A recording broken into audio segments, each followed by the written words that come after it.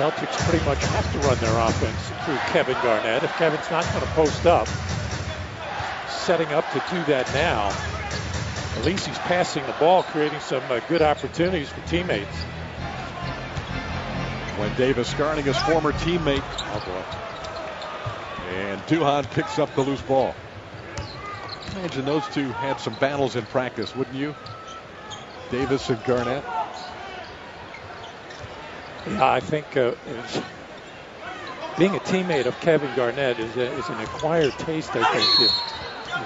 He has been very demanding of his teammates. And when he had his swagger, which he doesn't appear to have right now, always barking out there, always talking.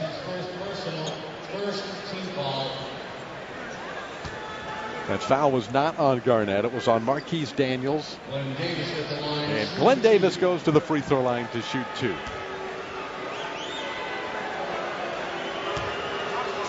Looking for his first point of the night. Neither team has missed a free throw. The Celtics 8 for 8, and the Magic have made all 9. Glenn Davis played 277 games with Boston. 64 of them in the postseason, 64 in addition to that 277, and he started 15 of those 64 postseason games. That had to be when Kevin Garnett was injured. The year the Magic went to the finals. Right? 09? You are correct. Bass and Anderson battling for playing time the last couple of years in Orlando, and Bass fires one in. Yeah, isolation for Brandon Bass, still not his game. He's more of a catch-and-shoot jump shooter. Ryan's having a tough time getting things going. Offensive rebound for Davis. And another possession for the Magic. Redick turns the corner. Davis is there again. He's doing some work on the offensive glass. And now shoots the jumper, drills it. Now the Magic just outlasted the aggressive defense of the Celtics. They've been working extremely hard, and they are very, very tired quintet out there right now. All of those guys look like they need a breather. Foul on Anderson over the top of Bass is going to be his third. Glenn Davis working awfully hard out there. He got a couple of offensive rebounds on that sequence and then was rewarded with the 18-foot jumper. From Boston, the TD Garden, the Magic trailed the Celtics 28-27. Here's tonight's text poll involving Glenn Davis and Brandon Bass, the players traded for one another in December, just prior to the start of this season. Which team benefited the most from Glenn Davis, Bonhoeffer coming to Orlando for Brandon Bass? ORL1 the Magic, ORL2 the Celtics. Text your vote to 789-789. Standard message data rates may apply. By the way, we'll have the results on our postgame show. Magic Live from Boston. There are their season numbers, and if you go solely by numbers, Matty, you give the edge to Boston and Brandon Bass, what he's done for the Celtics. But you have to take into consideration what each individual has done for his respective team. And from the Magic perspective, Davis has been that more physical backup center, low post presence, particularly on the defensive end that Orlando needed. Bass clearly the better mid-range jump shooter and scoring more than Glenn Davis. And Big Baby gives the Magic another guy that will plug that lane and take charges. Of course, forcing turnovers, not the forte of the Orlando Magic, but that's one way of forcing them. Take the hit. Dwight Howard returned for the Magic during the timeout. The offense should open up a little bit. Richardson unable to connect on a three ball, and here comes Boston with a 1-point lead in the second quarter. Marquise Daniels jump stop shot, no good. Rebound Davis again. Richardson hoisting up another three. Well, that one's quick in the shot clock. And Marquise Daniels was able to block out Dwight Howard. We should get a video of that. That's not going to happen very, very often. Marquise had that mention against the Magic, a spinal cord injury. Little collision with Gilbert Arenas. It didn't look that bad, but the injury was serious.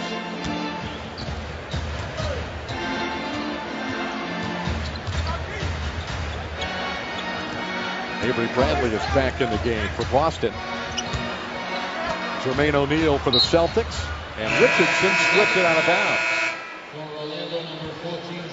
Jameer Nelson returns for the Magic.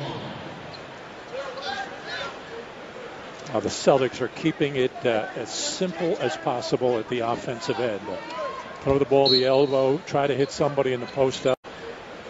The Celtics are keeping it as simple as possible at the offensive end. Throw the ball the elbow, try to hit somebody in the post up. Nothing fancy, nothing tricky. Mainly because of so many key guys out. So many guys not used to playing with one another and getting the practice time. And Doc Rivers never has been a big shoot-around guy. Being a former player, you wouldn't be, but he's one of those very rarely, if ever, shoots in the morning. Do something right before the game. There was a foul before the ball was inbounded on J.J. Redick. He was called for holding Marquise Daniels. And that's why Daniels is at the line shooting 2. If you foul a player before the ball is inbounded, it's 2 free throws, regardless of how many fouls your team has in the quarter. And not to jinx anybody, but both teams 10 for 10 from the free throw line. Halfway to that record that was set a couple of weeks ago. 41 straight between the two teams. Beautiful move by Glenn Big Baby Davis on the floater.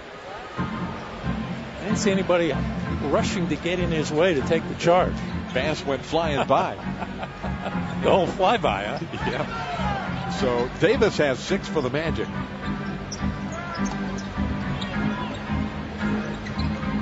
Paul Pierce. Richardson guards him. Bradley with the shot clock ticking down. And the rebound. Davis had it, but a foul is called. It's on Glenn Davis, his first. And this is what Big Baby has to do more of. Not this particular type of shot. This is a hard shot. On the move getting in there, but shots closer to the basket where he'll get that percentage up and the efficiency up. Because he is struggling with the mid-range shot as far as percentage is concerned.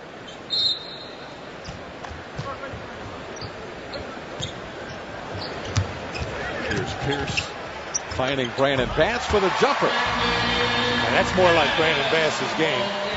Set that little down screen for Paul Pierce and just pop to the open area on the baseline and a catch and shoot.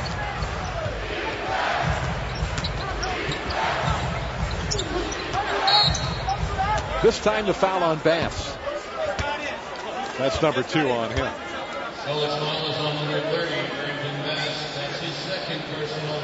Boston not over the limit, only their second team foul. The Magic are at the limit of team fouls in the quarter with 4. Boston played yesterday. They won at Washington yesterday afternoon by 6. Nelson still looking for his first field goal of the game. Look at those white shirts around Howard, and Daniels took it away from him. Quadruple team. Jason Richardson back in the game, guards Pierce. Under 6 to go in the second quarter. Bass. Shot clock under 5. Pierce searching for an opening. Tough turnaround jumper, no good. Good defense by the Magic, forcing a tough one from Pierce, who does look pretty sharp. Missed the early part of the season for the Celtics. That helped them get off to a very ragged start. Yes. Now with a heel injury. Missed the first 3. Howard takes it, drives on Bass. Davis's shot won't go, and O'Neal gets the rebound.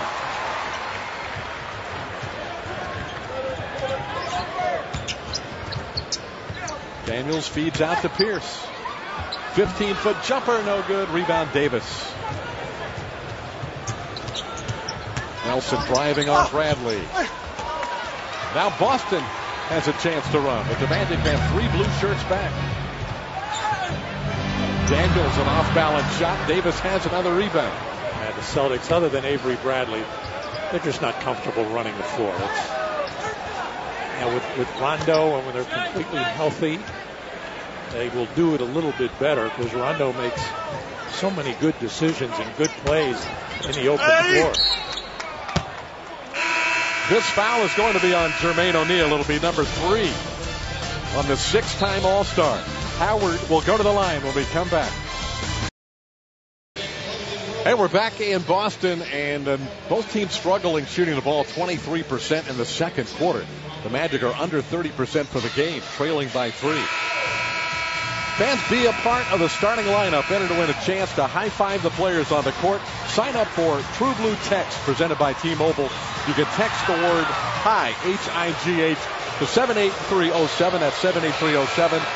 It's a chance to win an opportunity to be in the high-five line during a Magic player introduction and win a couple of tickets to the game against Philly on February 15th. Message and data rates may apply. No purchase necessary to enter. The contest ends on January 31st at 11:59 p.m. and is void where prohibited. You must be a Florida resident, 18 years of age or older to participate. New Magic player is Earl Clark. Clark has played in just 7 of Orlando's 15 games this year. Stan Van Gundy hoping that he can get a spark off the bench. You know, David, the Magic have only 9 field goals in this first half with 4.5 minutes to go. 8 of them have been assisted, which is very good. But 9 field goals is nowhere near enough. And the Celtics are, for the most part, even though Dwight has been crowded sometimes, they're trying to single cover Dwight as much as they can with Jermaine O'Neal and take away the three-point game, which they've effectively done so far. Well, O'Neal now with 3 personal fouls. There's the first missed free throw of the game after the Magic made their first 11. The Celtics still 10 for 10. Jameer Nelson's got a shoelace that needs to be tied. He's trying to take care of that business as play resumes. And Boston, fortunately for Jameer and the Magic, turned the ball over. And it ran a 2-man game with Paul Pierce and Kevin Garnett, which should be very effective, but they had nothing going there. It's like they just met each other today. Garnett is now matched up with Howard, by the way. Howard glanced up at the clock, trying to repost against Garnett, knocked away by Bradley. That's 8 turnovers for the Magic in the first half. One of Brandon Bass's sweet spots on the floor, and he knocks down a 17-foot jumper. Once again, Kevin Garnett catching it about 3 feet from the hoop. Didn't even look. Quickly got rid of it. It was a good pass to Brandon Bass. Turkoglu, top of the arc. One and done for the Magic. Avery Bradley, cross court to Pierce. Garnett just inside the 3-point line. Magic pushing it up the floor. They're trying to break an 0 for 5 streak from the floor. 3:07 left in the quarter. Howard out to Nelson. He'll fire up for 3. Drills it. Only the second 3 of the game. Nelson's first field goal of the game. There we go. Dwight drawing the double team, putting the ball on the floor. Not really going anywhere with it, knowing that help is going to come from the Celtics. Got not an easy one, but got a good look for Jameer. Garnett had it blocked, but a foul. It'll be number 2 on Turkoglu, and the Celtics go back to the line, leading by 1.